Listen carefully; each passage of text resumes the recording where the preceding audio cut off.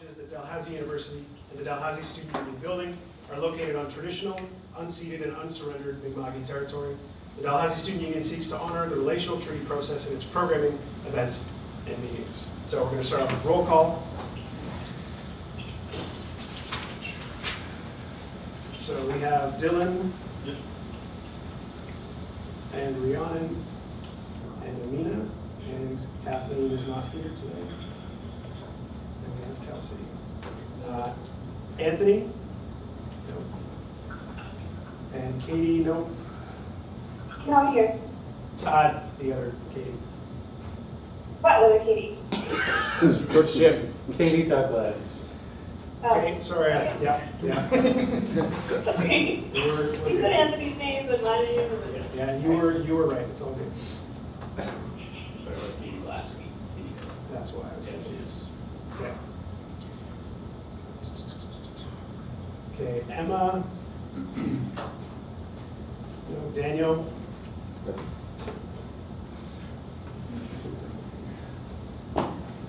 Allie.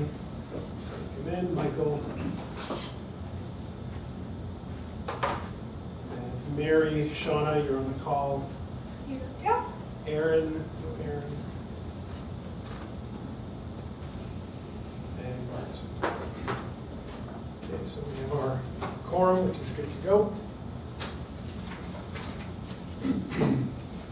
So turning to the agenda.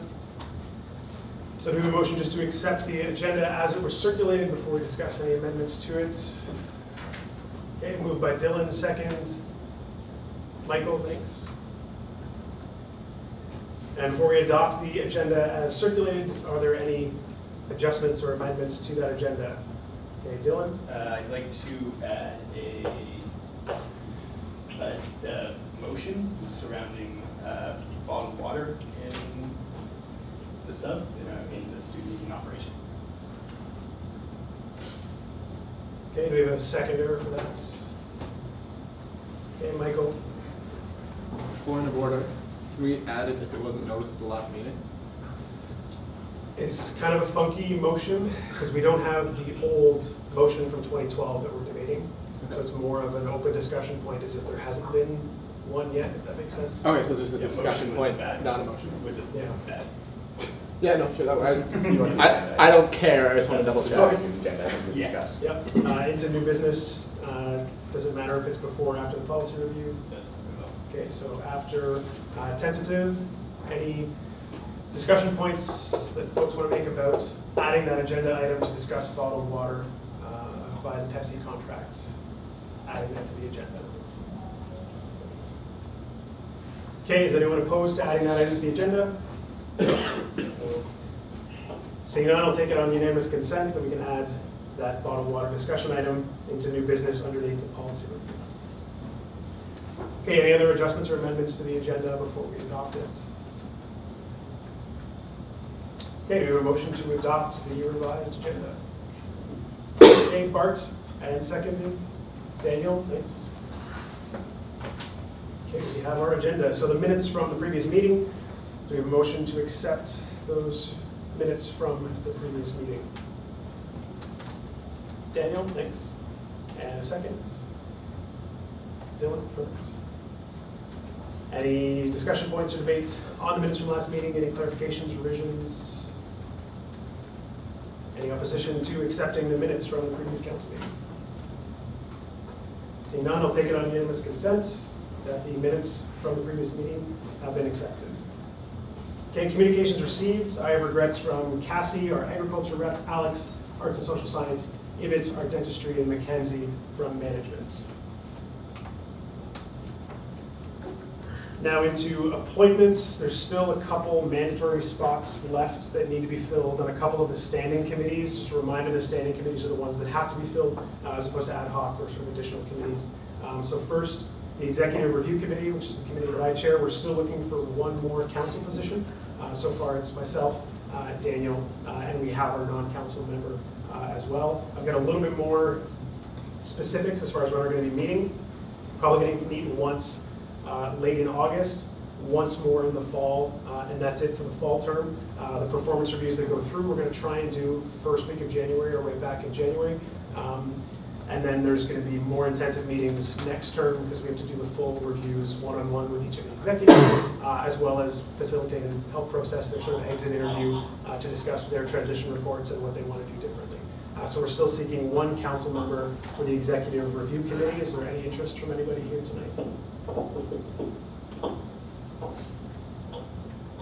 No worries if not, we can put it to next meeting as well. By next meeting, we'll meet somebody. Cool, all right. Next is the Students' Life Committee. So, Kelsey, this is your committee. It's not as pressing because you haven't started meeting yet. We don't start meetings in September. Okay. But that committee is still just missing one of their required council members. But it's very full otherwise because it's an open committee, so there's no limits to the number of folks that can be there. So do you want to speak just quickly again to remind folks what that committee is? So the Student Life Committee is responsible for a lot of the programming that happens throughout the year, and that programming is not just events related, but also kind of like some mental health awareness and just kind of like general engagement for students. So we work a lot of promotion for maybe some of the campaigns or events that are already happening. But generally it's just like a great place for folks who want to make a difference on campus through kind of like a fun way to get together. I would also say that like even if you don't want to like join the committee long term, it's definitely something that if you have like a Wednesday night free and you're looking for something to do, it's a really fun group of people. So very like drop in if you want to, but of course still looking for that council member. Yay. And there's often snacks. Okay, on that note, often snacks. Are there any council members here tonight who are interested in filling the last vacancy in the Student Life Committee? Okay, no worries. We'll put those two next month. It's all good. Mine's missing as well. And you and I can discuss a little bit, sort of like pushing it through Sarah to try and get more folks aware of that. Simple question. Are there counselors who haven't joined a committee yet? That's part of what we're going to do in August to make sure that everyone's got one, because it's, you're probably leading into all counselors have to sit on at least one. Yeah. Yeah, so in August, for that August meeting, we're going to have prepped everyone who's not on a committee so that they can sit. Any other questions or discussion on the standing committees and the open spots? Perfect. We'll move on. Presentations. So we have a presentation from Dylan, VPFO, on the campus budget. Dylan, can you just open up by discussing why you're presenting and then get into the presentation? For sure.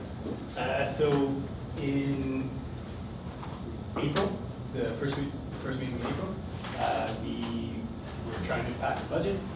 It was felt that the current budget representation didn't reflect how much money or an accountability that was needed to make sure that significant portions of money were being spent on Sexton and Carleton campuses. So I was asked to prepare a draft of a budget. So just to be clear, this isn't something. This isn't a revision of the budget of the current budget. It would be reflected in the revision, but this itself isn't binding because our revision process is very clear cut. It happens in November. But this would be to get a feel for you folks whether you think this is where we should be spending our money on those campuses. So it's a little difficult to explain, but we've been moving toward a model where we identify as much as possible where we're spending on Carleton and Sexton campuses. So in some places this is really easy. Things like programming that happen on the campuses are very clear cut, and they can reflect a percentage of the programming budget in total. So here, this example is the overall programming budget that Kelsey administers. And there's a line here at the bottom for Carleton programming already. So that's reflective of there's $10,000 in programming in general, then $5,000 specific for Carleton. And I'll move on to this, for example, is the Sexton programming department. So it breaks it out. The thing is that not all things are easy to break out. For example, staff salaries. So we have 11 full-time staff. It's not easy there's no point in breaking out their salaries to say that 20% of their salary goes toward Sexton because they do work for students on Sexton, So what I've done is identified a couple of key places that I think it makes sense to pull this out and mandate that we spend an amount of money on both Carleton and Sexton campuses. So the advocacy and campaigns department is one. So we have a campaign workers line. So the first line up here, the first yellow line was a campaign workers line in general, and it totaled $4,000. What I've done is pulled out $1,000 for Carleton, $1,000 for Sexton, and the first line should say Studley campaign workers. So we would have $2,000 for Studley, $1,000 for Carleton, $1,000 for Sexton.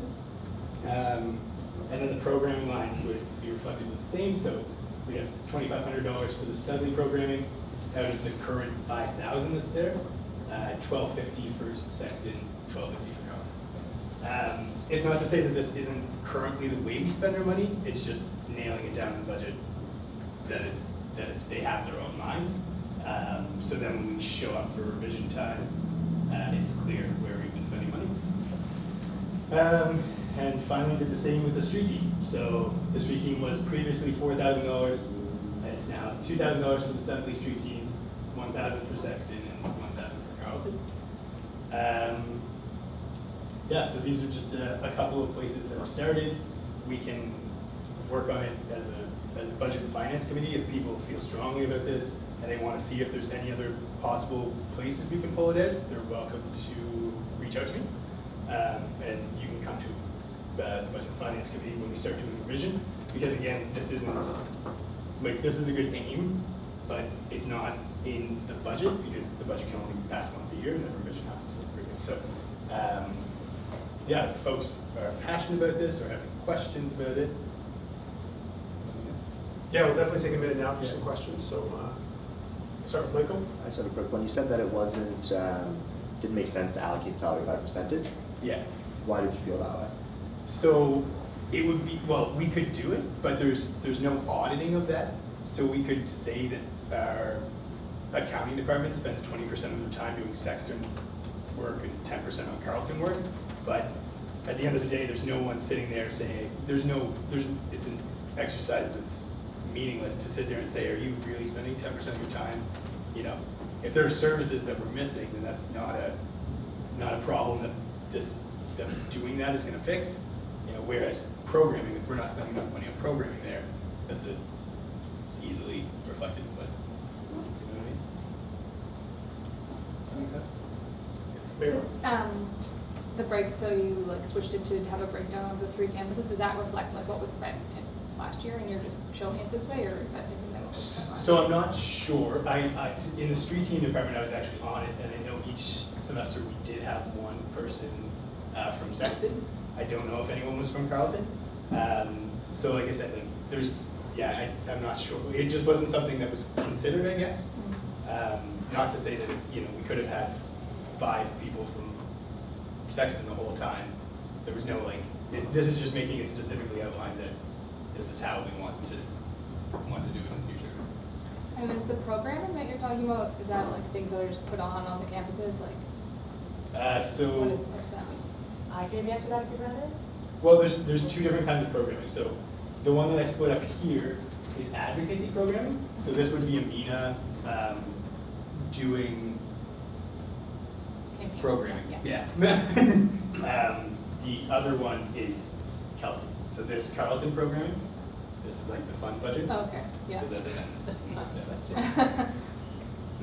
don't know if you want to speak to that kind of stuff, but.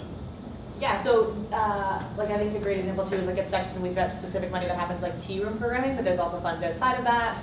And like, for example, I'm working with Daniel to put on Fall Fest, which is like an outdoor concert that's happening at Sexton. So it's just like essentially the activities that we put on throughout the year at different campuses. I will say, I think like the idea of this was well intentioned in that like it would be easy to identify if we weren't spending enough money there.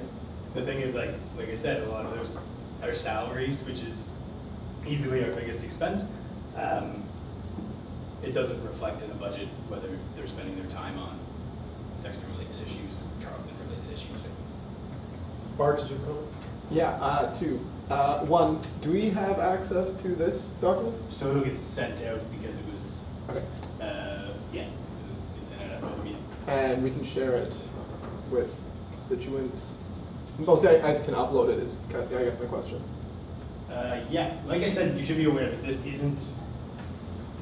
isn't how our accounting system currently works. This is, like, I'm not allowed to change the budget like this in mid-year. But yeah, you can, if you want to send the draft of this to folks. Cool. No problem with that. Sweet. Any other questions or comments from you? Any final comments from yourself? Yeah, if anybody thinks of anything or has concerns from constituents, feel free to put that on these.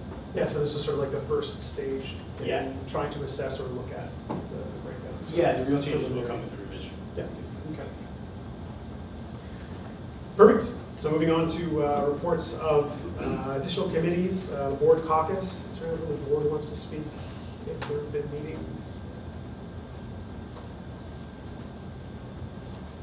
Okay, and on to Senate, same thing. I know the summer is kind of quieter, but Emily, did you want to? Sure. Yeah, so Senate hasn't been meeting throughout the summer. We're working with faculty level societies and community groups to fill the Senate seats. I've heard back from all faculty level societies, and they've either selected or will select in September, as well as all the community groups. Update from the last council meeting, there will be a Black United Student Society that is reforming, so they will be holding elections in September for that seat, and still. Sorry, I can't hear you at all, Lena. Do you want to move this emergency review? She's coming closer. Isn't that the speaker? I don't think they were. Off the phone. They didn't work last meeting, so. Yeah, ideally we'll have things like that. And what's that? For the Michelle.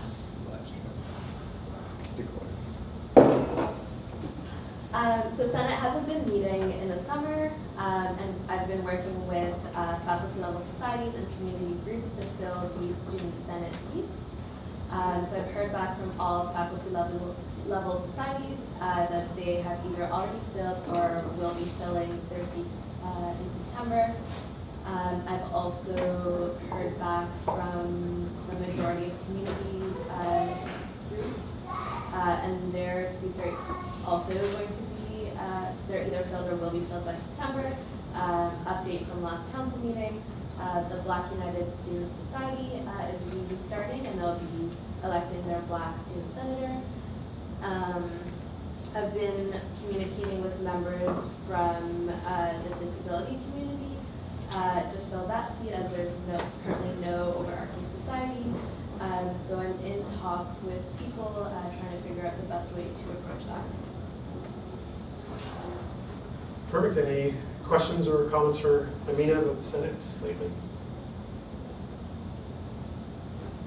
No, I imagine these sections will be more lively in September. Perfect. Okay, moving on. We had no old business carried over from last meeting. So new business for today.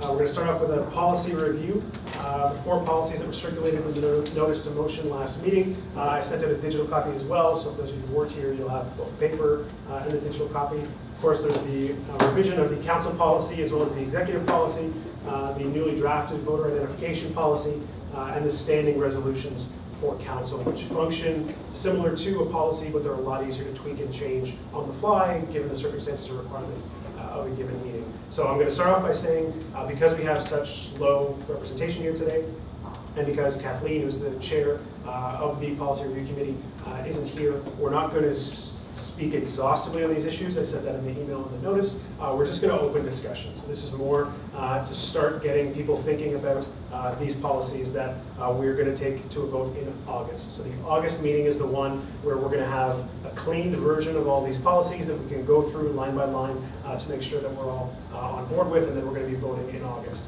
So today is more meant to be preliminary discussion. Don't feel you need to get through any sort of exhaustive list that you may have taken down of comments or concerns that you had.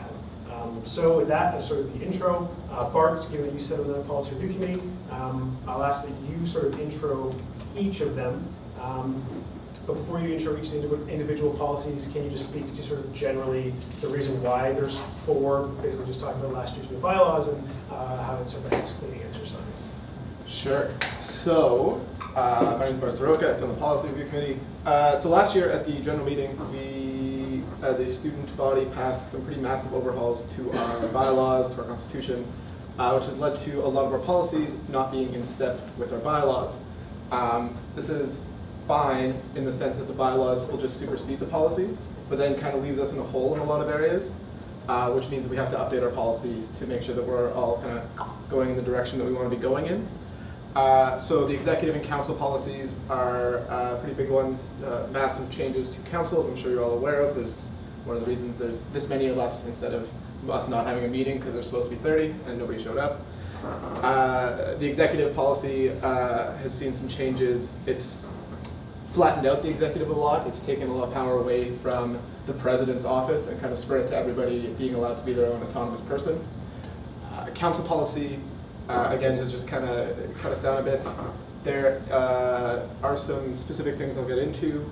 Voter identification policy is to help with elections next year because you cannot just sit on the board as part of your position. Every individual student is going to need to get elected, which means that they have to find some way to ID students as belonging to faculties and to equity groups.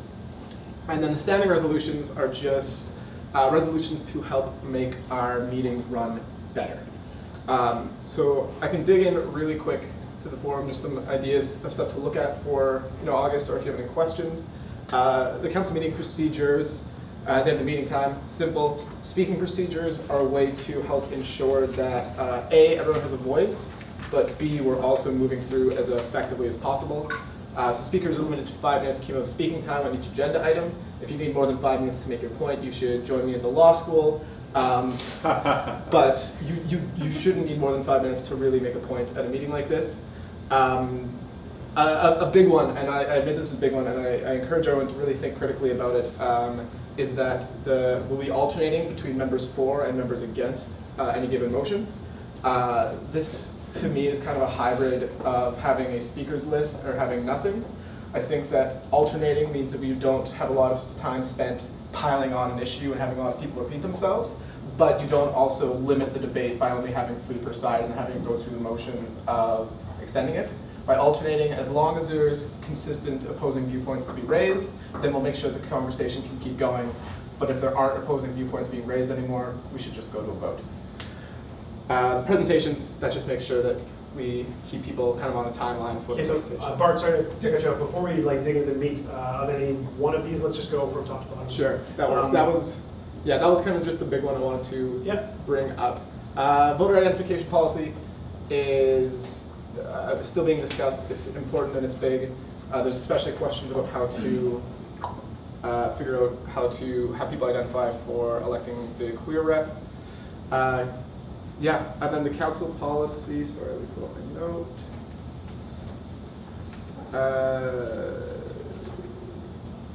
Council policy, you can read it over. A lot of it is just lining things up. A question to consider that we at the committee want some feedback on is for appointments. Should the individual have to leave the room during the discussion, and should we be allowed to go in camera on discussing somebody to be appointed? Other than that, there's council reports in there and a childcare subsidy. Those are both new, so those are something to take a look at. And for the executive, like I said, it's a lot of flattening out. There's questions about the general manager performance review timing. And other than that, they have the descriptions in the policy. That's been moved to the bylaws, so that's why there's a huge cut there. And the transition period is just much better defined now than it was previously. Perfect, thanks. So, like I said, what we're going to do, we're not going to go through with a fine-tooth comb today these 4 policy revisions. We're going to push that to the next meeting. They've been submitted to sort of start the discussion in our new business here. So we're going to go through one by one and have an open discussion about each of these 4 policies on sort of a general basis. If you have a specific point or section or line within these drafts that were circulated that you do want to bring up, feel free to do so that Bart can take notes and bring that back to the policy review committee. But also feel free to make general comments about the spirit of a policy or something that may be missing or not from what you have done in the reading beforehand. So we'll start with the council policy. Bart's already given a good intro of it. So are there any preliminary comments, concerns, discussion points from folks based on the revisions to the council policy, either general or specific?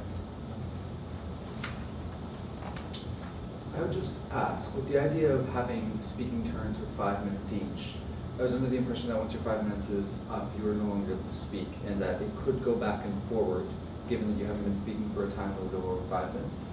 Is that correct? Yeah, so there's always the opportunity to extend the discussion on a given issue via a motion. So there's sort of a formal technical Robert's Rules route of saying this debate is going to go beyond the sort of exhausted right to speak. But the standing resolutions, sort of with speaking orders and that sort of thing, again, they're meant to be guidelines. They're very flexible. In a situation like this where we have a minimum quorum, I'm obviously not enforcing that for, against, that kind of draconian stuff. In a scenario like our general meeting, that's where very specific limits on how long you can speak, for and against, back and forth, and after you've spoken, you don't get to speak again. That's where that sort of matters more. So they're meant to be flexible. I think there are always opportunities to speak more, but it is kind of my job to corral and keep things within the time frame. I would also add, is there a clear outline as to whether for or against speaks first? Because a lot of people would argue that the person speaking last has an advantage within discussion. Sure. Standard, yeah, Bart, you can take this. Oh, sorry. Standard Robert's Rules is that the person who moves a motion gets to motivate it and is therefore the first speaker and is therefore moving for the motion. So against will typically get the last word unless there's a final opposing for speaking. Any other comments, questions for Bart as well? Anything is kind of open at this point in the discussion. There was a previous council policy, obviously, so this is like the revised one, and to sort of just bring it up to speed. Dylan, yeah? What are we talking about? The Council policy. policy, not meeting procedure. Yeah. We feel another question from meeting procedures.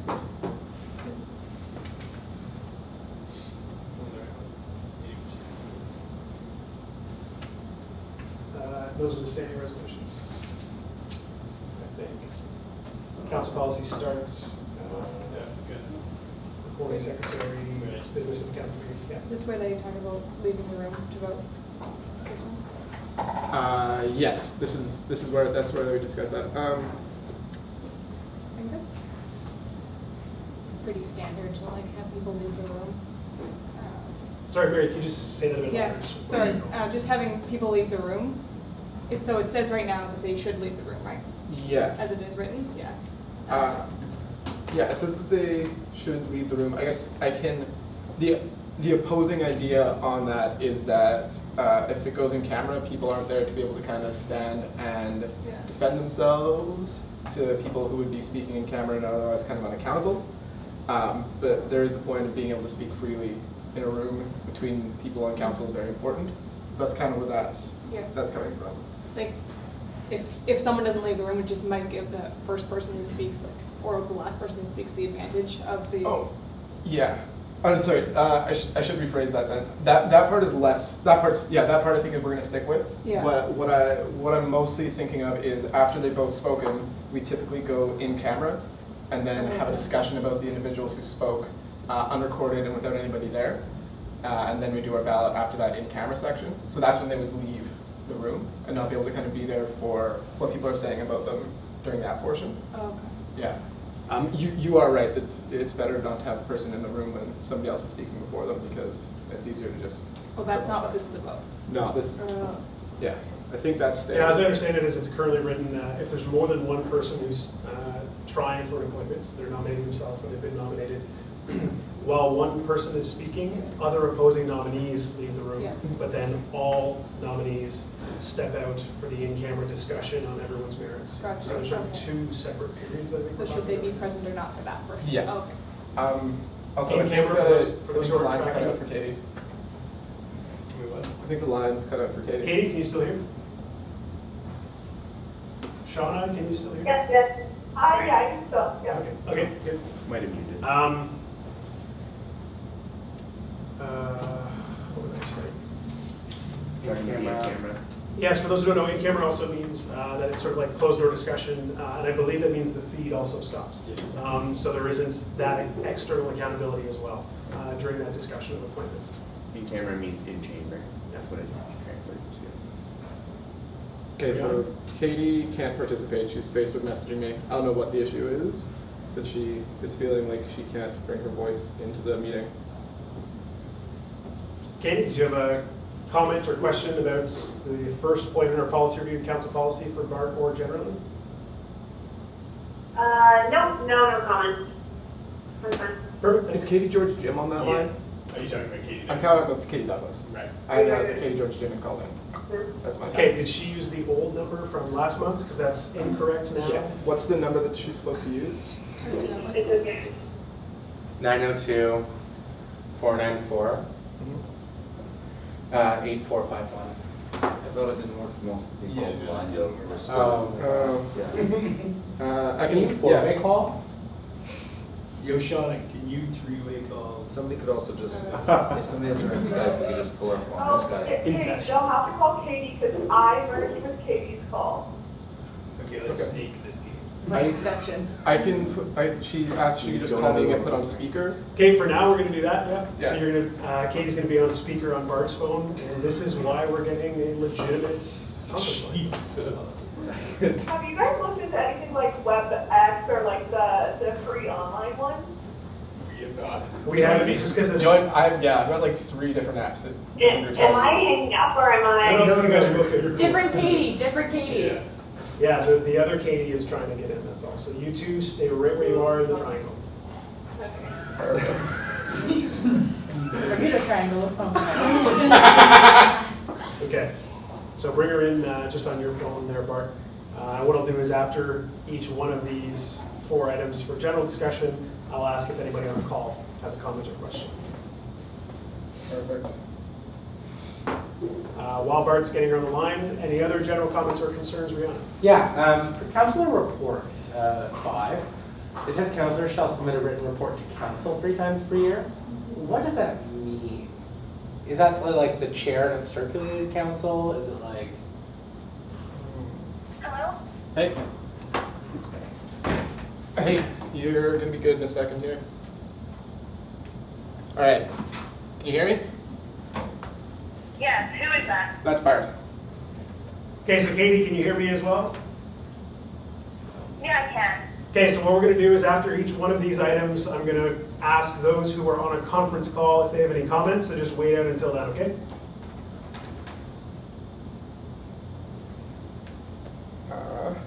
Cool. So, What are we doing right now? so we're talking about the policy stuff, but we're not going to vote on any of it because you're not here and El Presidente isn't here. So we're just kind of doing a review so people can get some ideas out, think about it, submit more feedback to us, and then we'll actually have the vote in August. Yeah. Okay, but what's this talk about in a camera session? That is for the council stuff, or the appointment process, whether people should be allowed in the room when council is discussing merits between the 2 people, or if we should move in camera like we've done previously. But like for what? For appointments by council? Okay.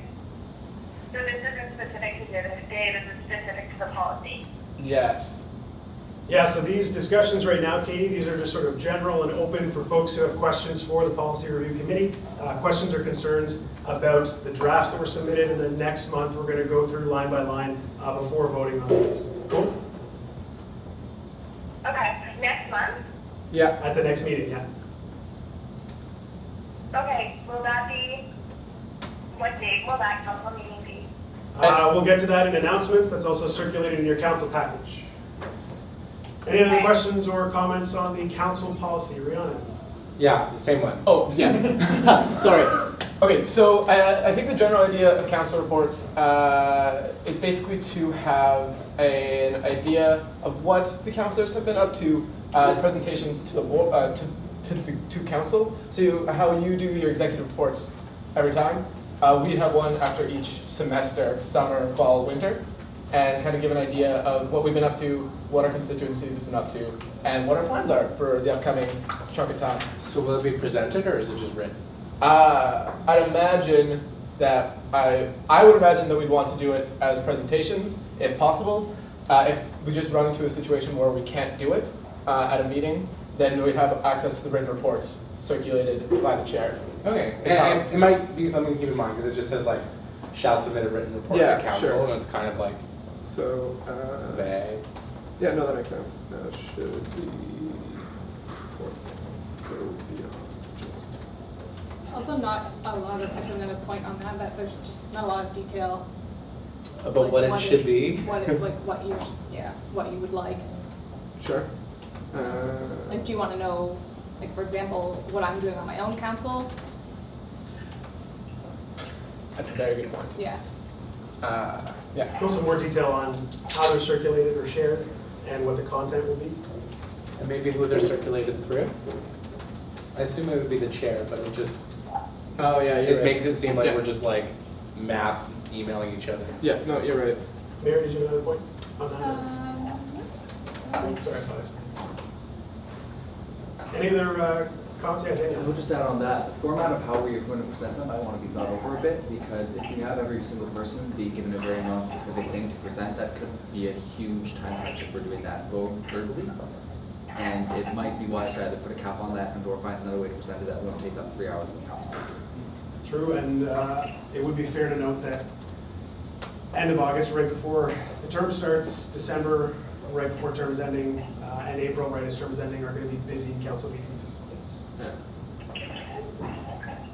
And busy, like, class time. Yeah, the timing on those, the timing on those aren't great for many students. Cool. Any other comments or questions for Bart about the council policy, either about reports or otherwise?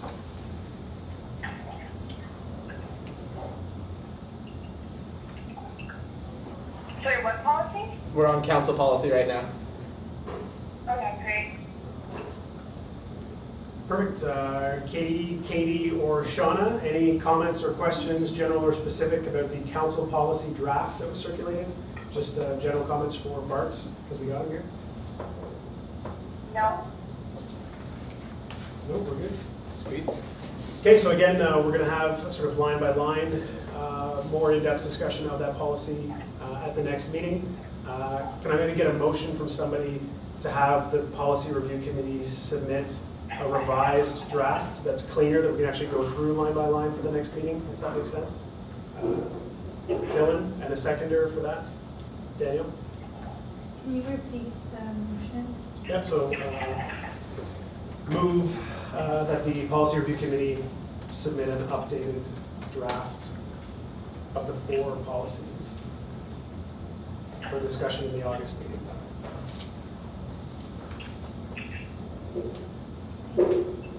Okay, so that motion's moved. Is there any discussion? Bart, is that any scheduling issues with that? Is that viable? Or I don't imagine there'll be scheduling issues with that.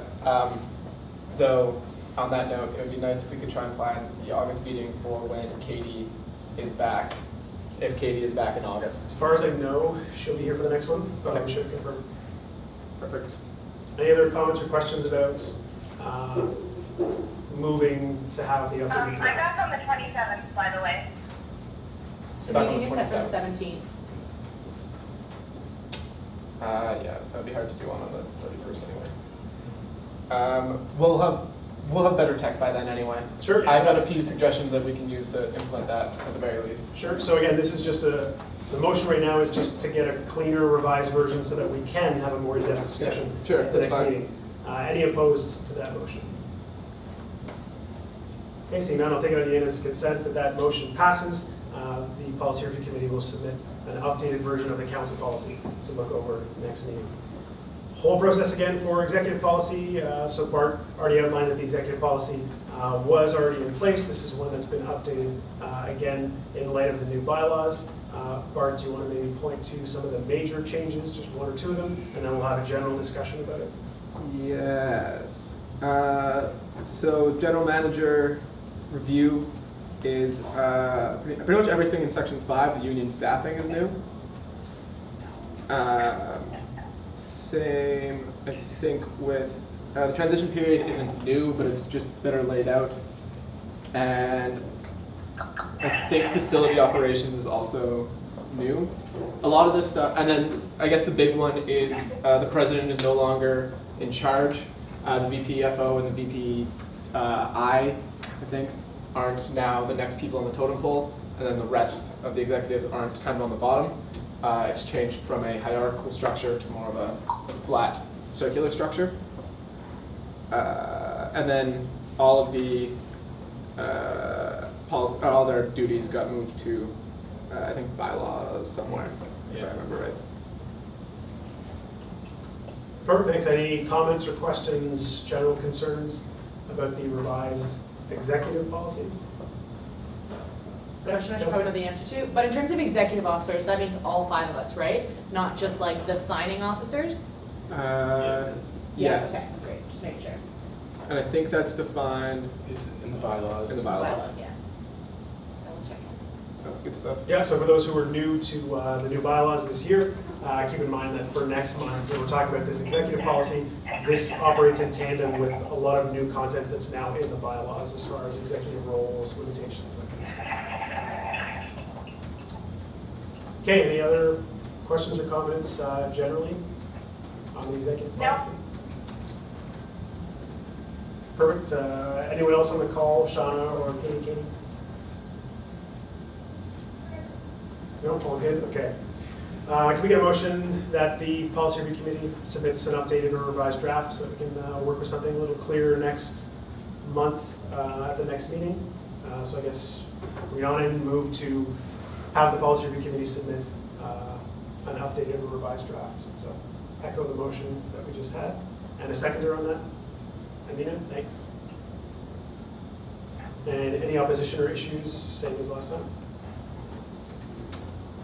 And no one opposed, on unanimous consent, I'll take it that motion passes, so the policy review committee will submit an updated version for us to work with next month. Good stuff. Can we talk voter ID next? Thanks. It's next on the list. Perfect. Sorry for. Okay, on to number 3, the voter identification policy. Bart, do you want to open by discussing the sort of purpose, goal of that a little bit, and then particularly any issues? Sure. So now that every student gets to vote for their rep, we have to find a way to identify who gets to vote for whom. First, anybody who is a member of the faculty gets to vote for that faculty rep. That one's pretty straightforward. If you're an arts student, you get to vote for the arts rep. If you're somebody who's enrolled in a joint program, at any point during your degree program, you will be within all faculties with it from where that falls, i.e. Michael is doing a combined business law degree, if I can oversimplify it, so he'll get to vote for both the business rep and the law rep next year. As well, if you're involved in a grad study program and that program is in one of the other faculties, you get to vote for both the grad person as well as the person from that faculty. Community identification.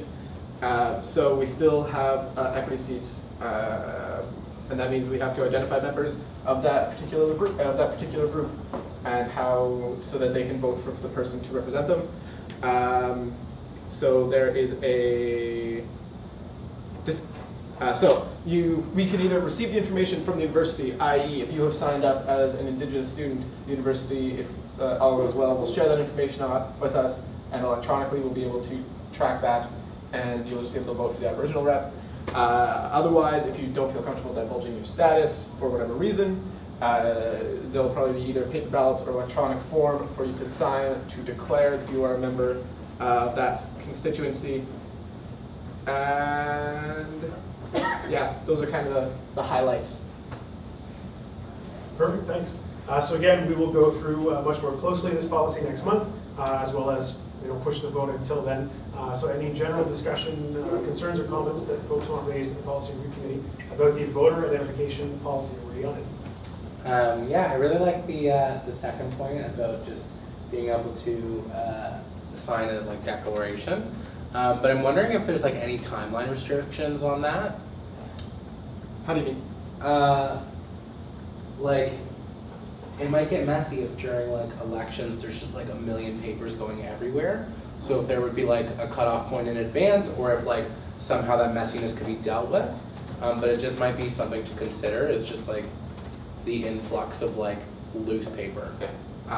My understanding is that as written, the member would come to a ballot box and immediately preceding their vote would sign the documentation, and then it would be destroyed after the results are announced. So yes, you're right, that could cause a paper overflow and storage could be an issue. wouldn't it have to be held for some time? That's what I have been thinking of as well. So that part, again, yeah, that's something that probably needs to get tweaked. Like appeals? Yeah, in case there was like a Recount. recount or question of the election. Okay, Amina? I just had a question around the Aboriginal student. I only have 2 minutes left on my break, so if it would be possible for me to comment now, I'm really sorry. Sorry. Sure, go ahead. Okay, so I just wanted to note that like one of the issues I received with the community rep bits in the policy is that the last update that the policy review committee received was that Dal actually was unwilling to share identity information with the union. Now, I've been trying to get that answer this week as to whether or not the university would agree to share that information with them. Would anyone be able to expand on that? I'm going to give a hard no. Kathleen's not here, so, and she would be the only person that would know. So, information currently unavailable, which means that if the union is unwilling to share that information, everyone would have to sign a declaration to be considered part of the group. Yeah, okay. Yeah, the university, if the university is unwilling to share that with the union.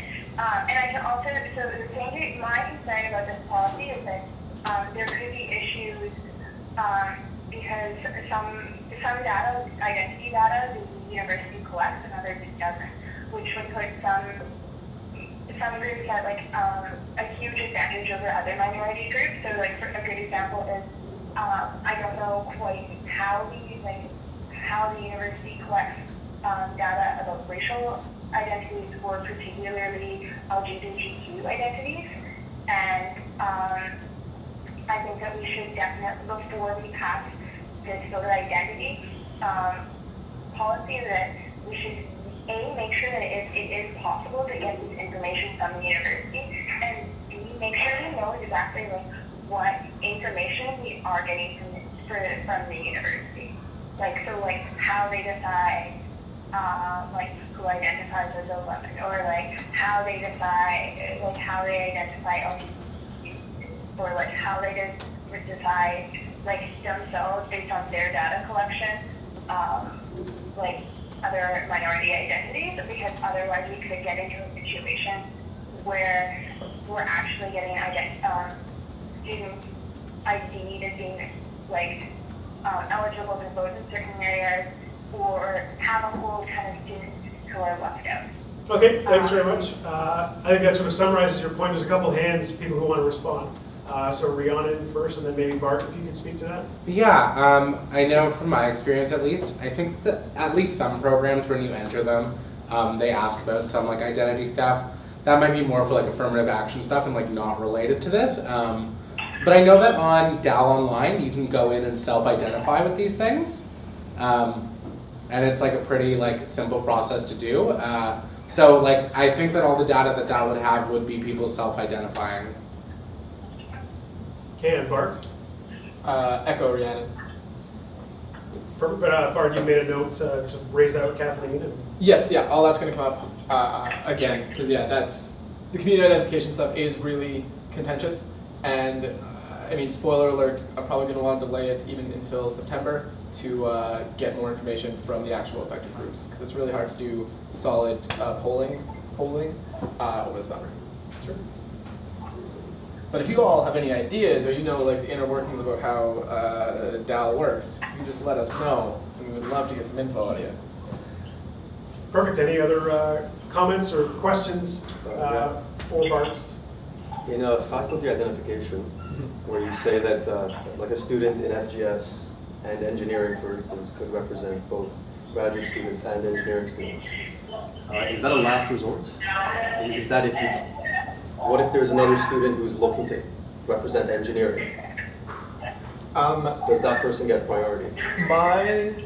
My understanding is that this is just who you can vote for, it's not who can run for the positions. So we could definitely take a look at the constitutional bylaws to look at who is eligible to be the engineering rep. Because I don't know the answer to that, but we can take a look at that if you want. But for this, grads and engineers, or grads who are in engineering and engineers can both vote for it. But that's all this one does specifically. Okay, and Amina? I just have a Hi, question you around now, bye. See ya. the Aboriginal and Black students in the set, like what was presented to Senate, so the equity seats for the Aboriginal student seat and the Black student seat are more specific, so they're actually like a seat for a Mi'kmaq and an African Nova Scotian.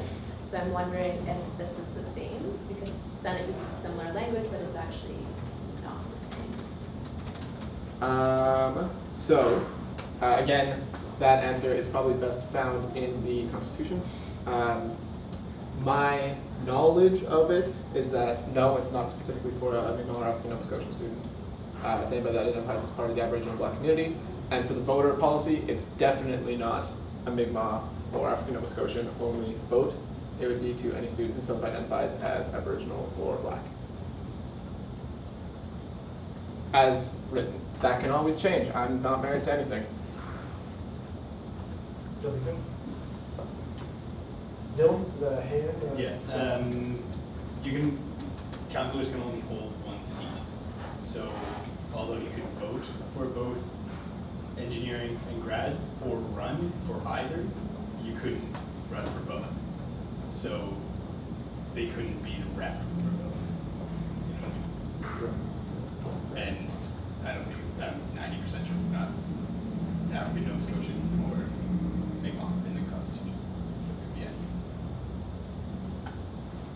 any. Any other general comments, questions, or concerns raised with the draft of the voter identification policy that was sent out?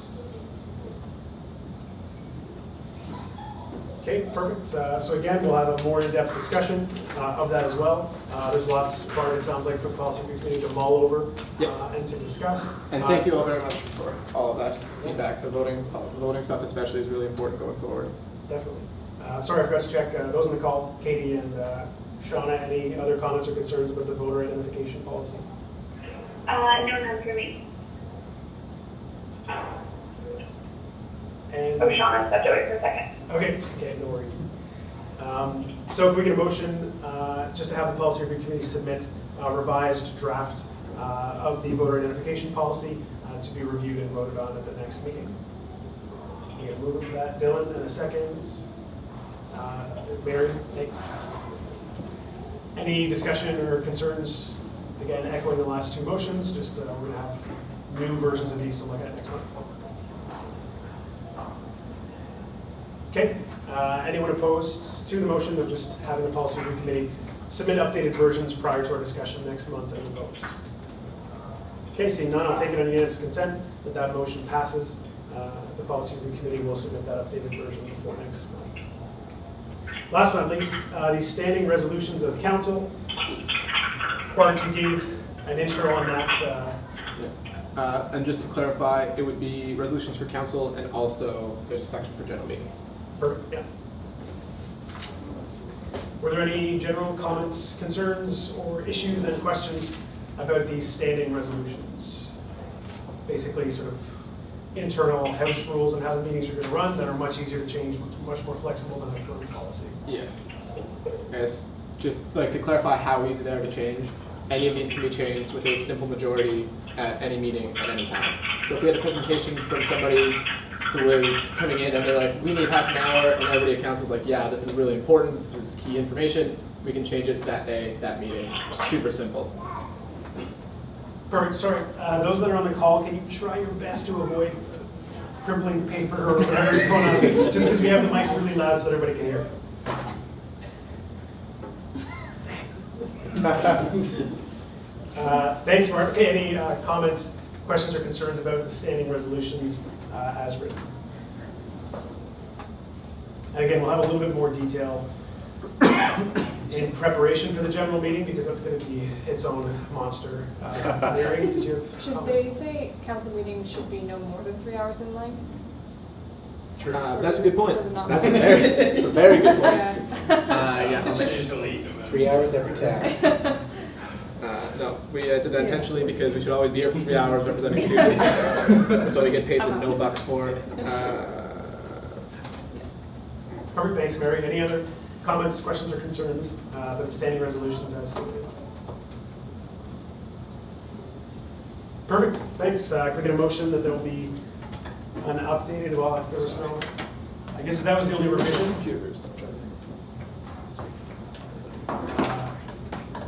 Yeah, for the sake of the minutes, we'll put it in. So can we get a motion? Brianna, thanks. So a motion that the policy review committee will submit a revised and updated version of the standing council resolutions before the next meeting, so that we can discuss and vote. And the seconder, Kelsey, thanks.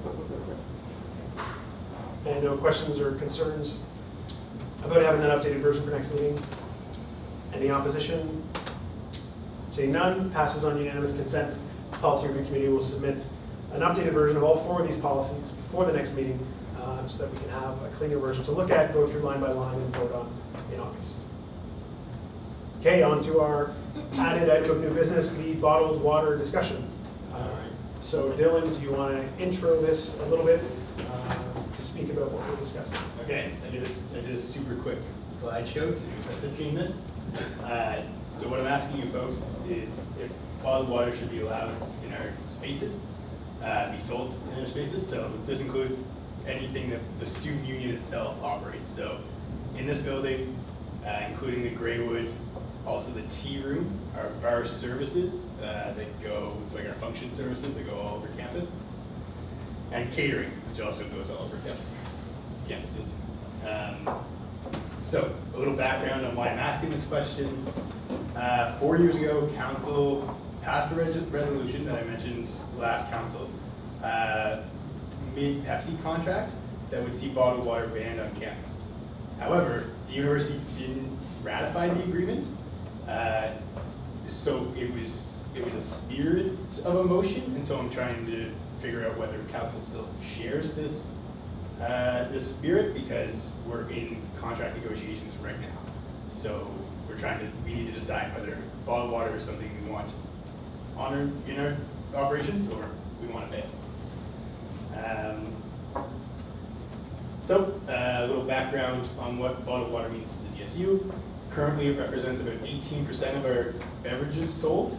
So removing it from our cold beverage agreement would have a large financial impact. As well, bottled water would still be available anywhere on our campuses outside of our operations. So you could go to the Row or to the Killam or to any university-operated space and still buy bottled water. Because, again, they didn't ratify the agreement that we'd signed.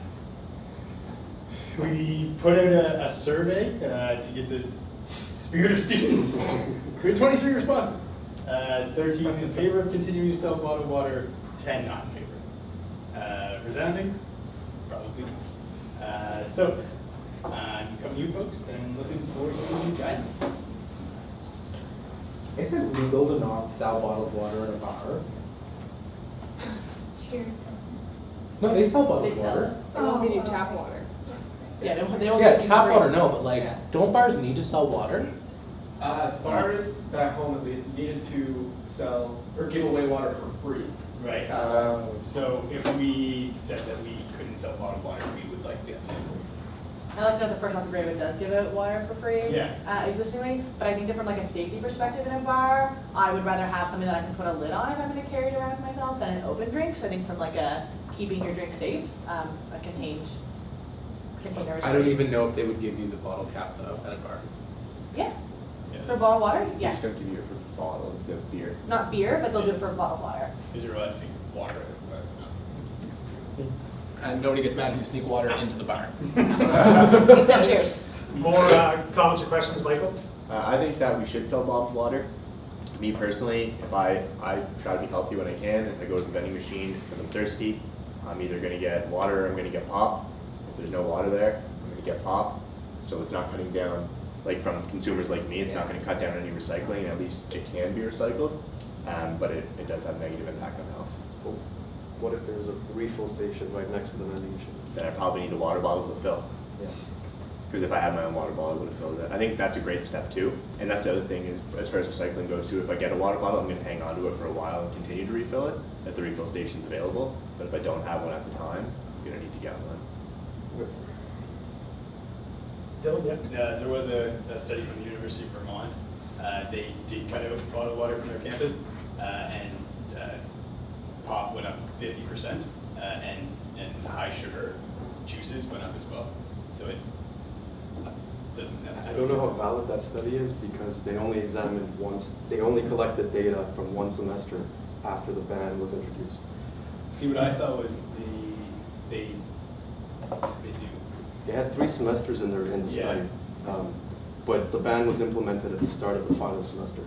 So the first 2 semesters are just points of reference. And also, I did quite a bit of research on this. After last month, you Yeah. said that Pepsi had told us that it Yeah. doesn't actually solve the problem. My bullshit meter went on and I looked into this and I found a study published by, or not a study, but a report published by the Washington University in St. Louis. And they have 6 years of data after their ban was implemented, and they showed a 40% reduction in overall plastic bottle sales. And let's see here. They also showed a 40% reduction in just pop bottles and juice bottles. So it completely contradicts the University of Vermont study. Right. Okay, Michael? And this may have been touched on, could it be that they were just buying it somewhere else? What do you mean? Like, for example, how it was mentioned that they could go to one of the other campus buildings. Is that something that was controlled for, that they weren't just going off campus or going somewhere else to buy the drinks? You mean the students? The students? So they're not tracking the actual number of bottles sold to students. Both studies are tracking the bottles that the university orders. So the university actually ordered fewer plastic bottles. That may be because students are purchasing their drinks outside the university, but they don't mention that. The other, I guess, small concern that could be is that maybe students are going around thirsty, like, I just wish I had something to drink, but I don't want any more pop. Yeah, they don't seem to think that's the case because they spend a lot of time and money promoting different campaigns to encourage students to use refill stations. They also hand out free plastic refillable bottles. So That would be great. If there was Yeah. a free plastic refillable bottle and a refill station, I would take that over buying bottled water. Sure, yeah, go ahead, although I can't tell the difference between Katie and Shauna's voice. It's Katie. Okay, go ahead. Along with those quickly, I think a lot of it is the point of where the water comes from. And I think you could also justify that with where the cost comes from. Just, for example, Nestle, it comes from a lot of unsustainable and unethical practices in BC. So that's my wise belief. But we should maybe just eliminate all or like pumping water, but yeah, that was my only point on it. Yeah. No worries, thanks. Kelsey? One thing that I would argue, and I'm not sure if this is the case, but I imagine that both the University of Washington, St. Louis, and Vermont, it was a campus-wide ban, whereas for us it would simply be in the DSU. And I think that we would just run into the problem where students would still be purchasing bottled water, it just wouldn't be in our building. And as a union, that simply means that we're just diverting funds that would otherwise be coming back to our union and simply passing them to the university. So I'd argue that from a financial standpoint, I don't think that banning bottled water within the DSU actually provides any kind of like environmental benefit, because I just think it's like pushing students to other vending machines or selling locations on campus.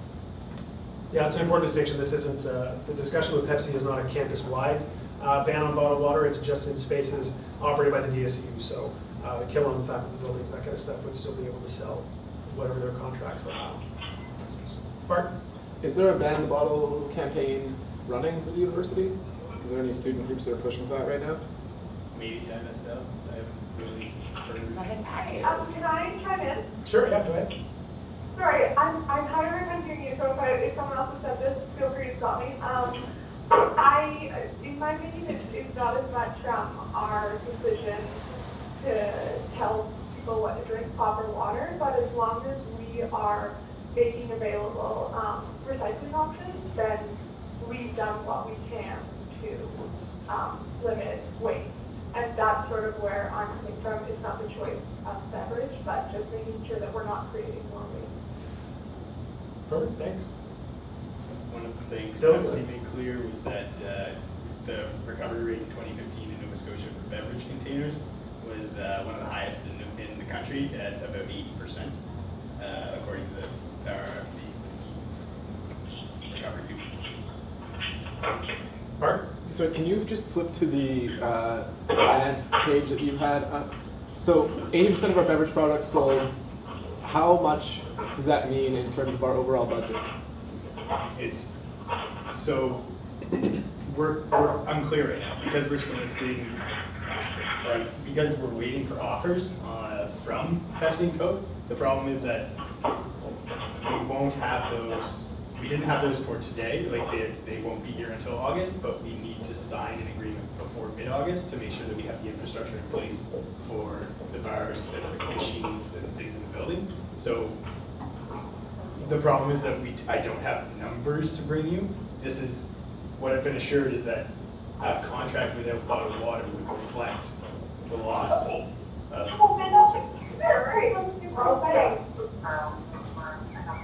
would reflect the loss of 18% of sales. So, I don't know what that's going to mean. Sorry, whoever's on the conference call having another discussion, could you just put it off for a sec, because we can hear you again. We need to keep the volume really high so everyone can hear. We're almost finished, but please stay on target.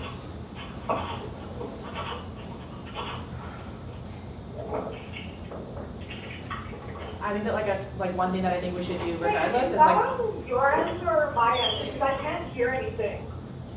We're getting a lot of crinkling and other conversations. That's all.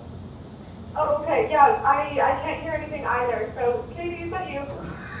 Sorry. It's all good. Might have taken you off mute. Hold on. one thing I think we should do is like have better signage in general as to where to access water fountains, so that folks have the option to either refill plastic bottles that they previously purchased, or reusable bottles that they bring from home. I'm not sure if that's included in the new wayfinding for the new sub, but I imagine it might be. I don't know if anybody has an answer for that. But for example, there's a water fountain in a bathroom on the 3rd floor, but most people don't know that. But just like having signage for that would be a step in the right direction without limiting choices for students. Any other comments or points that people want to raise about the bottled water? Yeah.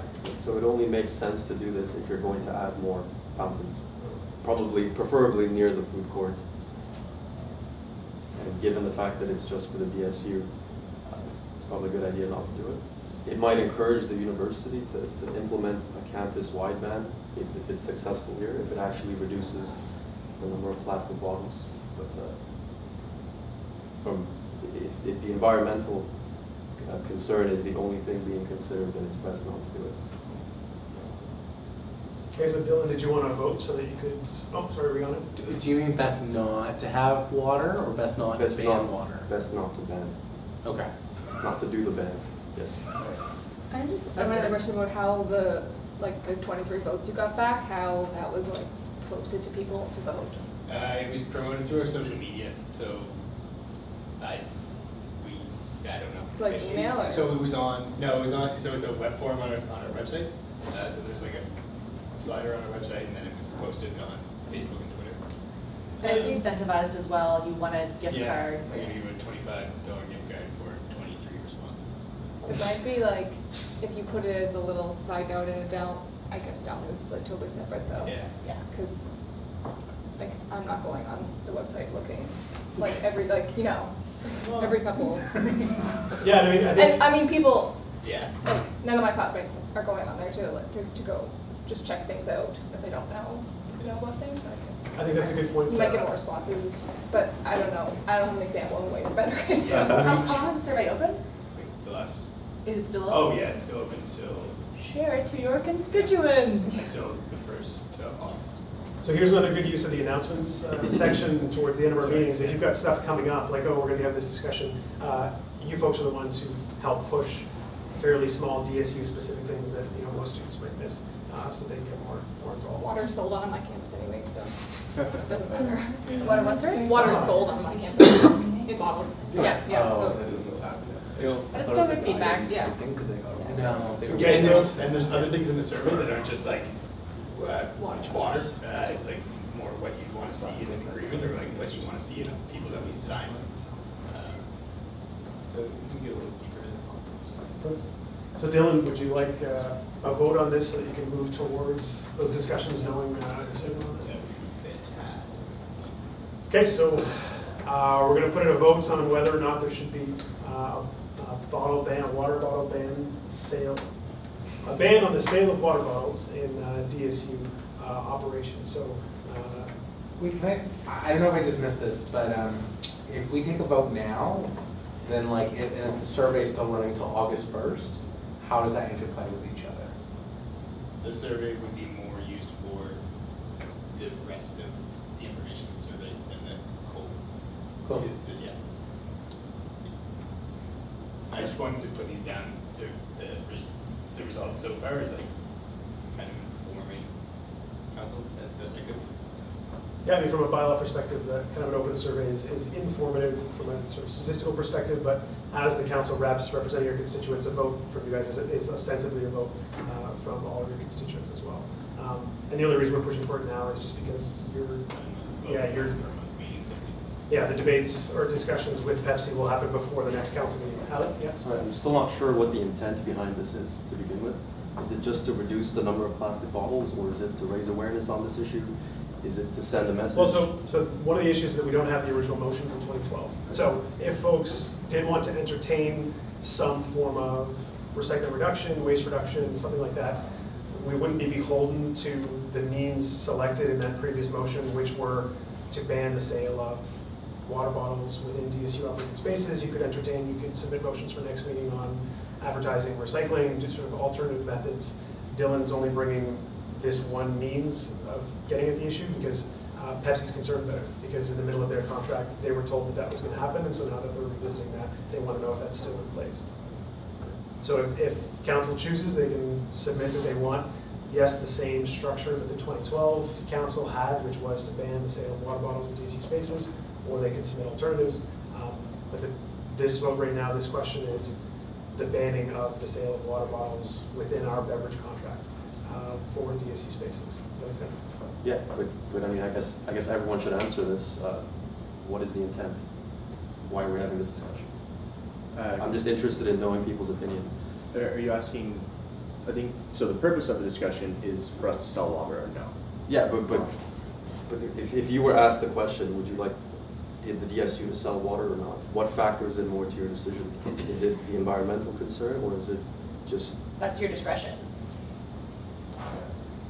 You don't necessarily have to justify your vote to vote. I would say for me personally, it's health.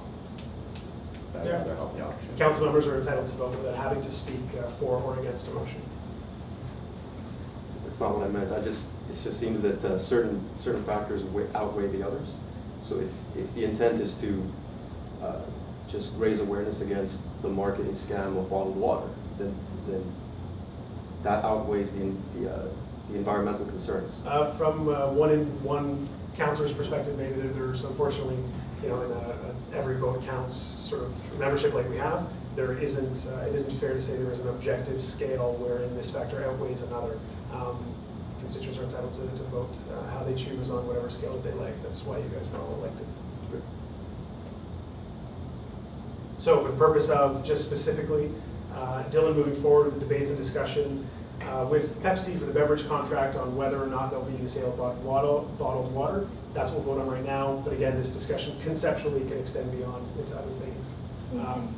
Sorry, the motion. I'll even give like a proper wording motion for you. Can I just Sure. have one more quick question Yeah. to Dylan?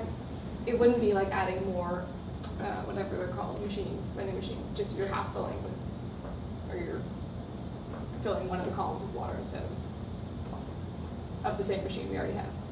Yeah, Yeah. so continuing to sell water would continue Like how this we is do it usual. right now. Yeah. Oh, right.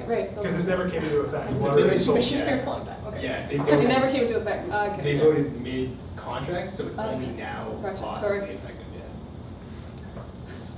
It's all good. Any other questions, comments? How do you want us to vote on the vote? So I'm going to take a hand vote first, and then I'll ask you each individually. Okay. No pressure. We'll see each other's hands. Okay, so this is just for the bottled water being sold or not. So the motion will be, I guess, did you want to move it as in favor or against? Continuing to sell in favor of. Okay. Sorry, just point. I might suggest that we don't use the words continuing to sell, because that would bind you to continue to sell water. And I think what you're looking for is just freedom to do whatever is better for motion. So I think that something better would be it resolved that the motion as presented in 2012 be rescinded, and that the VPFO can negotiate with bottled water, or with the option to continue selling bottled water on campus. And then VPFO can what? Can negotiate with the option to continue selling bottled water on campus. Okay. Okay, so Dylan moved, do we have a seconder? Kelsey? Okay, all those in favor of this motion to rescind the 2012 agreement and to allow an open discussion that could include the sale of bottled water in DSU operations. Those in favor, raise your hand. Okay, and those opposed? Okay, and Katie on the phone? Sorry, the motion in favor of discussing it further? The motion is to rescind the 2012 council resolution to restrict the sale of bottled water and to allow Dylan to negotiate with the possibility of the sale of bottled water moving forward. Sorry, I'm in favor of that. You're in favor? Yes, Okay, and Shawna? I'm in favor. In favor? Okay. So that motion passes.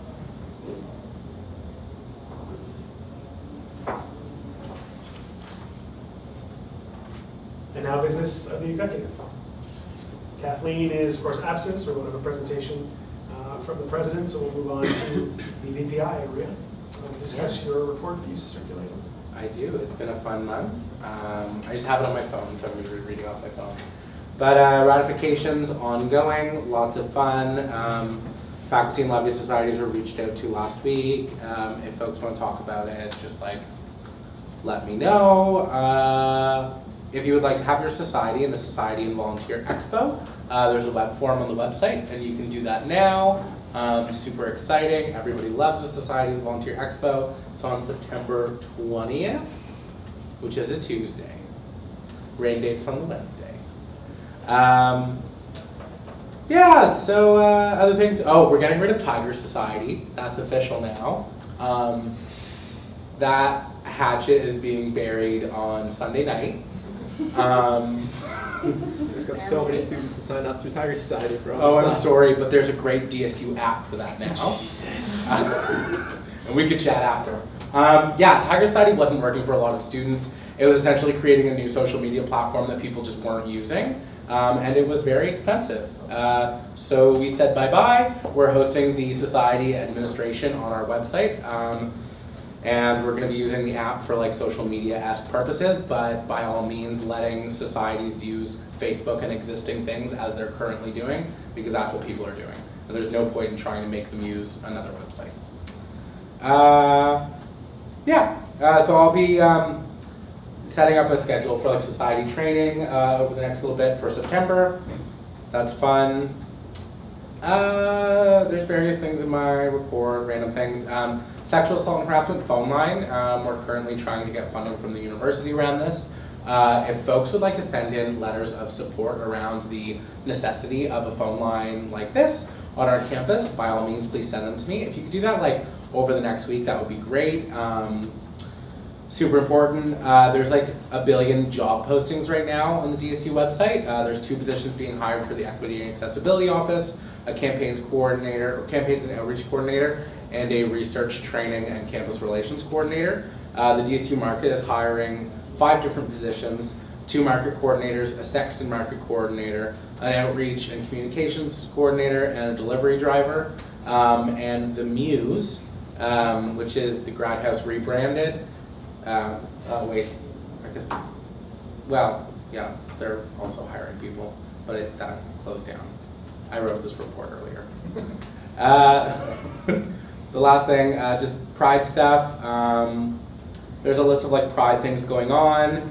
The parade's on Saturday, y'all should all come. And we've won 2 softball games since the last council meeting.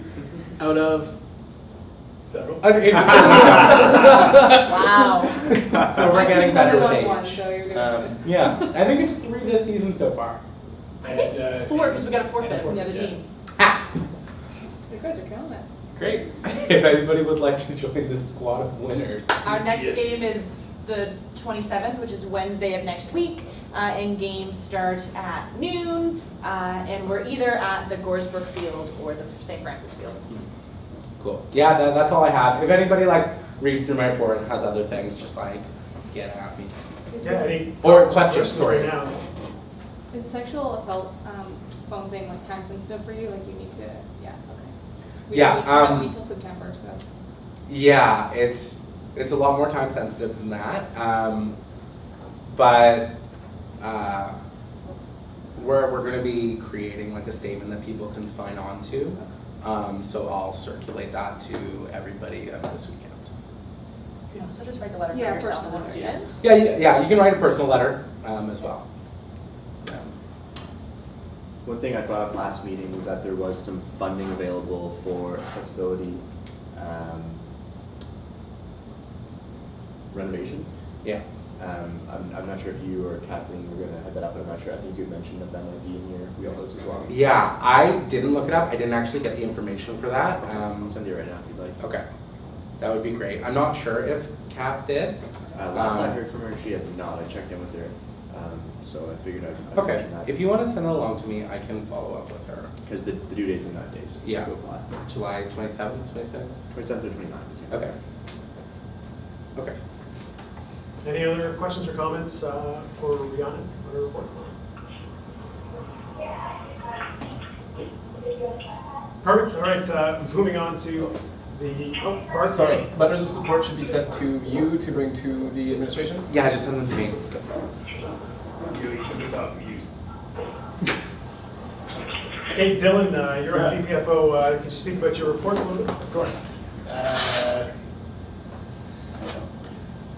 You did pitch part-time. We're working to expand part-time staff training day, so we'll hopefully have a lot more well-rounded, trained part-time staff, so the face of the union, in a lot of places like the Greywood and the Desk and stuff. We'll have a little bit more training about everything that we do rather than just departmental things, so that's exciting. Renos, Renos are coming. They're coming. We might go into the first week of September. It's looking like in parts of the building, like the new atrium with deficiencies and things. We're hoping to avoid that, but it's becoming to look like more and more of a reality. Keeping them on their game is fun. The pop survey on the website. The Greywood, we're really excited with Greywood. Beer bar and eatery, newly branded. Excited, very excited. Are you excited? Yeah, look for that stuff. Not sure what else. Oh, campus bullets. Oh yeah. Don't know if anyone else is going to mention this, so I'm going to mention it. A few of us met with the folks from Tal Health and Wellness, and they're seeking student support to eliminate the mandatory number of psychologists through a motion of the Board of Governors, because they'd like to see a transition to a peer-to-peer student coaching model. So currently, there's a minimum number of psychologists that must be employed through, I think it's more a funding number. or a funding number for psychologists through the Board of Governors motion. So it kind of, it's like an internally reserved fund within health and wellness. So they want our support in going to the board to take that part of the motion out in order to move funds, it sounds like, toward a peer-to-peer coaching model. If anyone has feels. Do you want me to just add on? Sorry, you continue. Okay, yeah, so the way that it was talked about was, with psychologists, there's often a 2-month wait for non-emergency situations or non-urgent situations. Emergency, people can get in usually day after the next day, and urgent is within 2 weeks usually, but otherwise it's a 2-month wait to see a psychologist. So they talked about getting their phone line people who do their basic intakes, I think, to start triaging people better and saying we have a social worker here, we have a nutritionist, we have other options than a psychologist. So that's something they want to do in tandem, but essentially they want to go to the Board of Governors with a motion to have less funding allocation for psychologists to improve a peer-to-peer model of support. Create. Shauna or Katie, can't tell which one you got a comment? It's Katie. Okay. I was just wondering, so if we could decrease the amount of funding for psychologists, would that mean we boost the amount of psychologists? Like that are already present in the counseling services? It doesn't necessarily mean that. It means that health and wellness would no longer have a directive from the Board of Governors to maintain that funding for psychologists. So at worst case scenario, it would mean not growing the number of psychologists, but it would basically mean they can do whatever they want in the world of psychologists. The way that the motion is being brought forward is not to change the dollar figure, but for them to have like the ability to spend the money as they see fit as the years go forward. So essentially it's just like less binding to specific things, not necessarily changing the total value of funding. Does that make sense? Yeah, it makes sense, but I'm just a little worried about transferring the onus on peer-to-peer services. And for students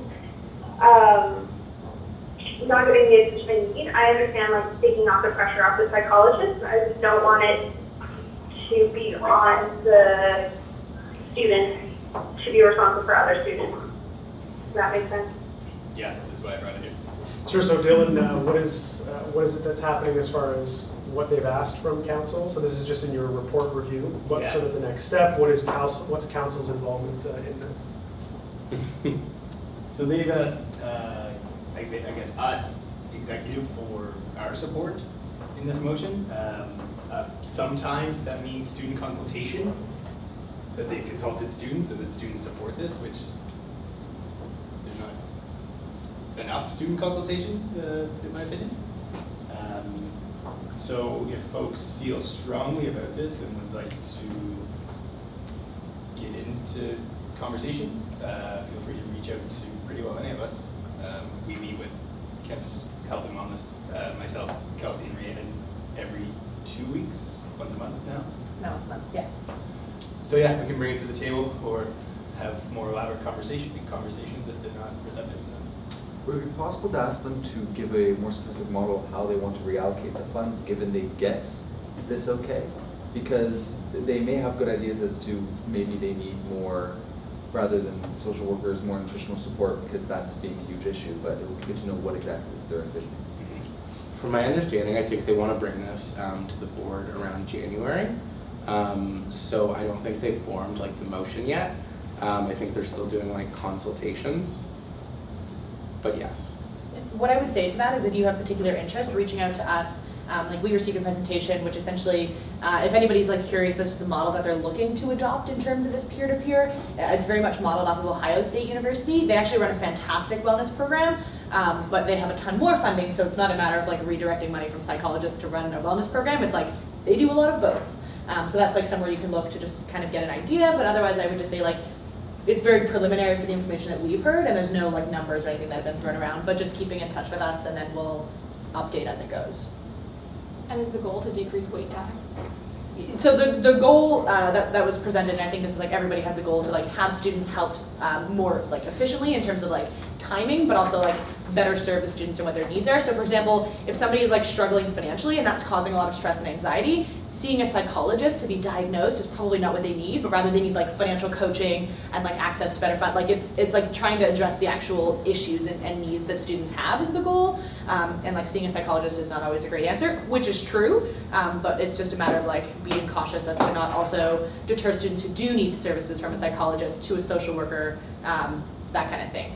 Which So does sound a bit more like triage issues. Sorry, I have one more comment, but if any other people want to talk, just let me know anyone. Yeah, so actually because we're in the sort of presentation mode right now, I'm going to sort of put a cap on this debate because this isn't something that we're voting on in council right now. This is, like Dylan and Rhiannon said, it's the consultation period. Anyone who has additional questions or who's interested can reach out to Rhiannon and Kelsey or Dylan to be put in contact with health and wellness, because it sounds like they're doing a lot of outreach work right now to find out what the students think.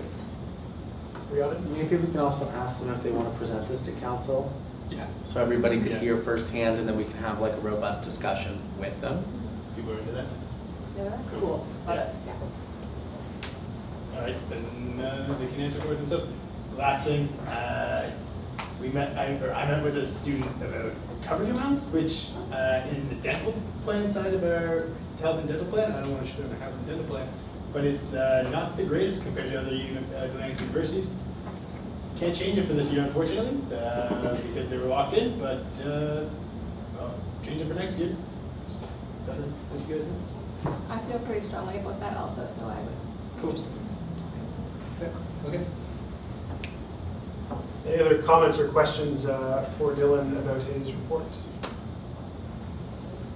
I'd just like to say awesome job looking into that health plan stuff. I think that's an important issue, and it's great that you took the initiative to look into that. Okay, for no other questions or comments, we'll move on to the VP Academic and External. Amina, do you want to speak about your report a little bit? Sure. So we met with the University of Prince Edward Student Union, who does an Atlantic tour every year, which is interesting.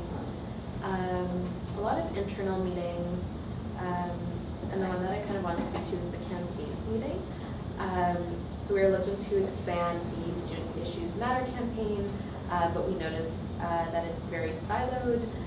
So we were looking to cross-pollinate them of sorts to bring an intersectional lens to our campaigns. So for example, we have the Trans Student Issues Matter materials, and we have Racism and Student Issue materials.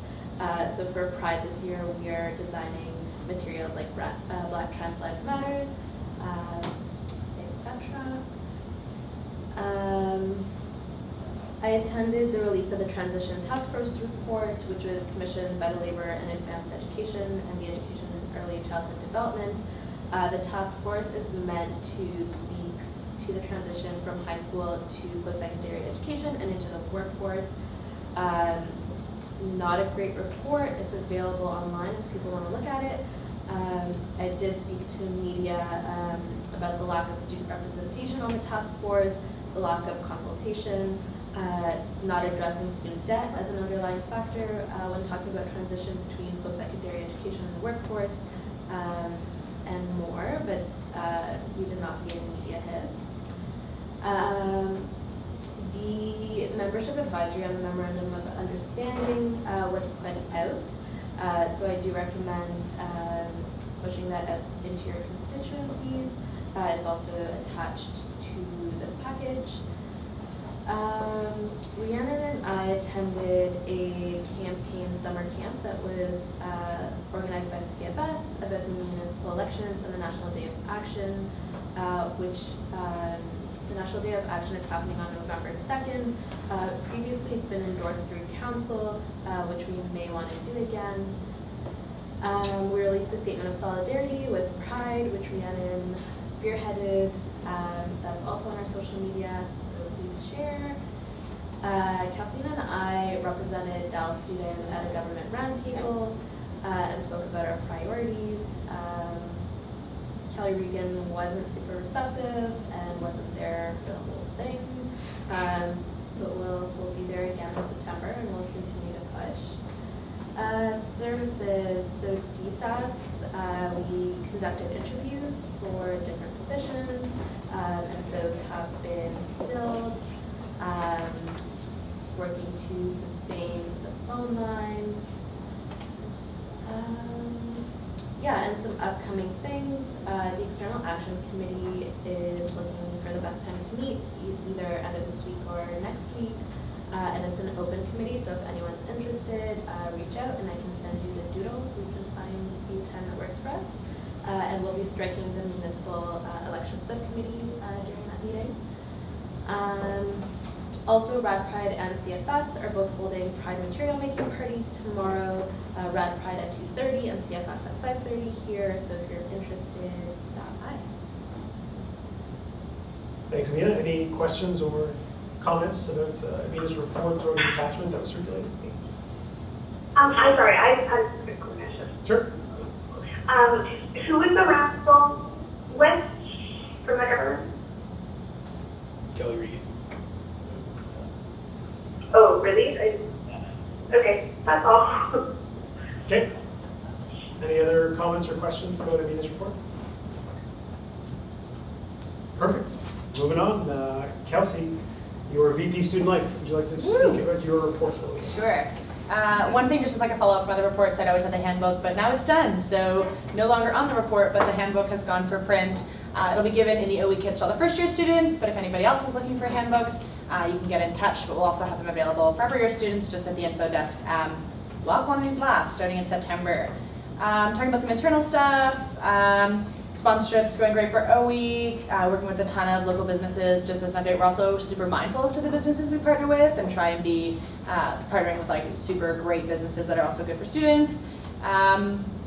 Greywood stuff as mentioned. We're doing a food drive for Feed Nova Scotia. That'll be happening until the end of this week.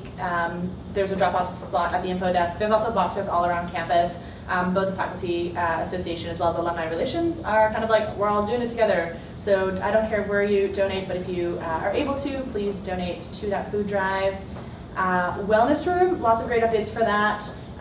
The wellness room, just in case anybody doesn't know, is located in the basement, and it's essentially just like a space that's dedicated to focus on student wellness. Not just necessarily like a yoga room, but also to focus on a lot of different things. So we're having like a financial literacy coach come in, kind of doing like a no guilt credit session to teach students about that, and a bunch of other things will be happening there, including things like yoga, meditation, hours with a social worker, STI screening clinics, CPR, mental health first aid, all kinds of stuff.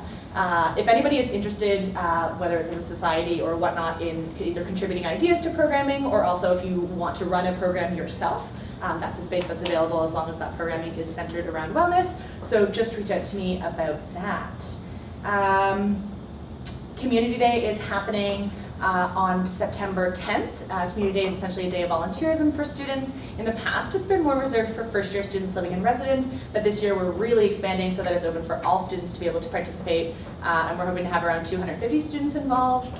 So if you're interested, you can get in touch with me. There's also a link to sign up on the Career and Leadership Development page. I'm writing a blog that'll be fun for Dear First Year Me about like social acceptance at university, and talking about the importance of like being yourself, and that like it's easier to make friends when you're a real person. So that's like fun. First year modules is essentially kind of imagine like a week leader training, but is now actually going out for first year students. So the first 2 modules will be released tomorrow for students. And they center, there's 5 different topics as mentioned, but essentially it's about like consent, alcohol harm reduction, community building, that kind of stuff. So that's really awesome for some first year students.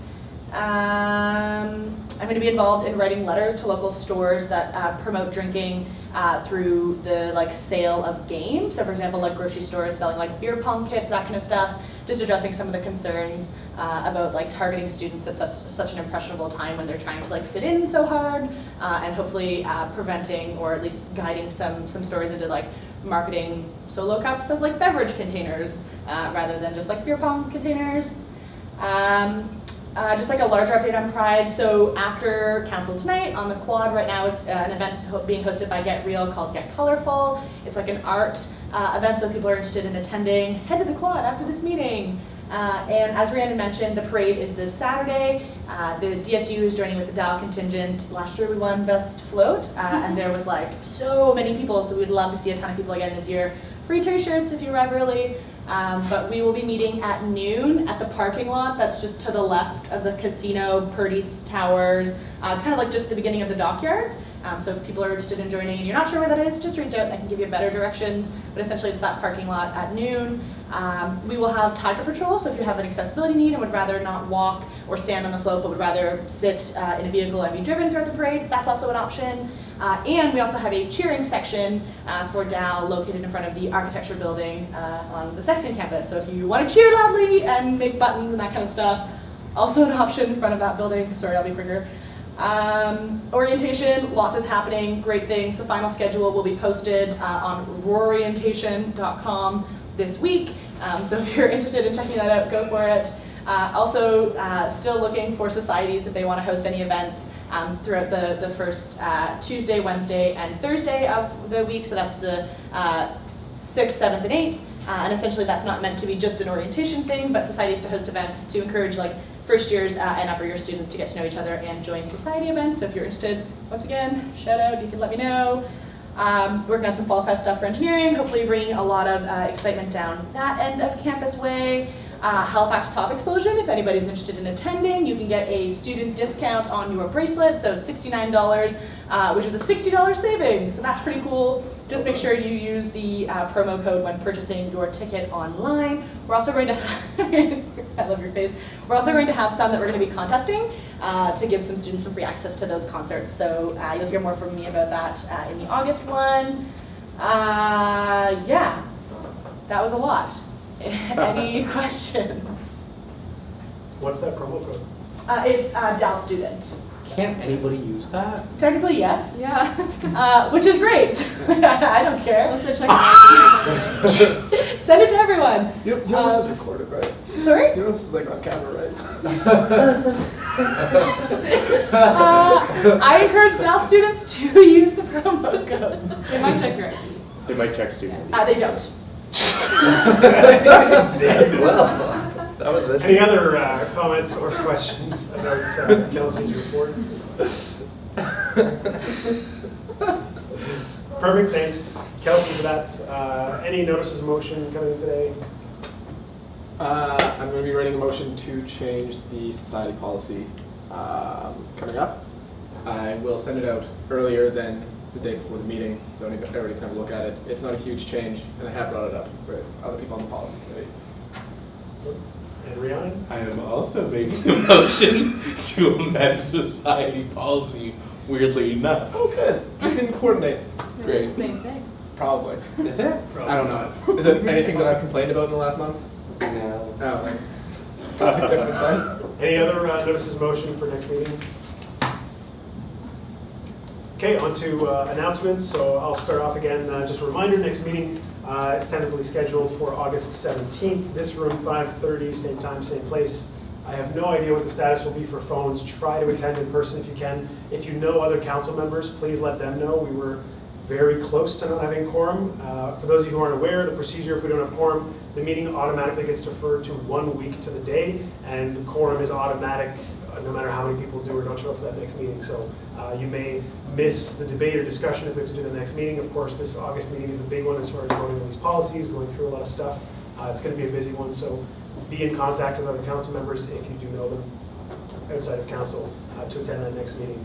I also just want to make a quick point about some internal transition that we're having.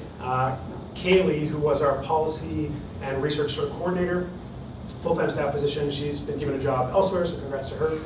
She's off doing great things. So we are in transition. There's going to be someone else tentatively coming in around September.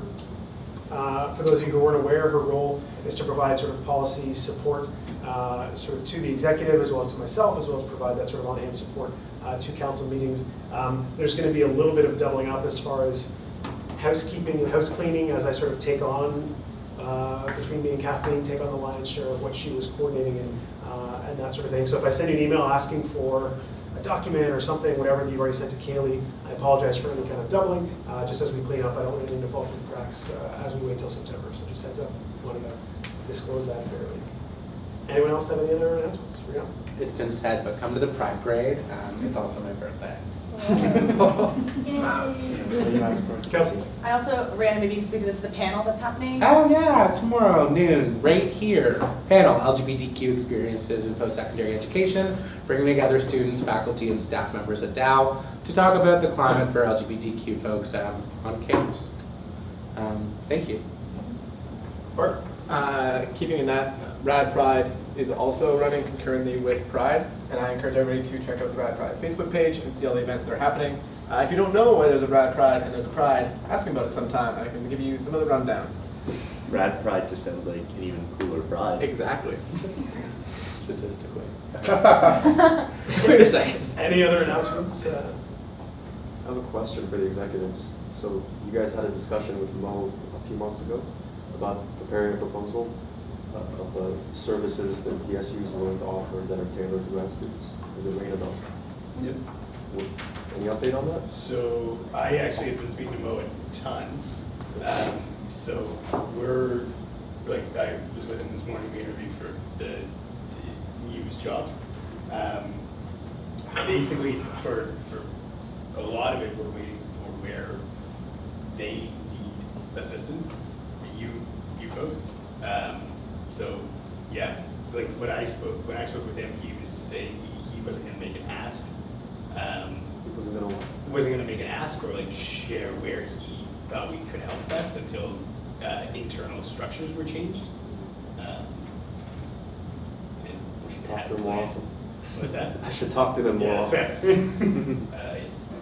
But that's fair. It's not something we've forgotten about, it's more Yeah, just, I we don't wanna make a proposal that's flaky and just what we think, but rather it's what is reflecting of what students actually want and need. Any other announcements? Perfect. All right. Do we have a motion to adjourn? Dylan was eager on that one in a second. Mary, thanks very much. Meeting is adjourned. Thanks, everyone. Bye, everyone. Bye. Thanks for calling. I meant to make a motion to ban Comic Sans. Yes.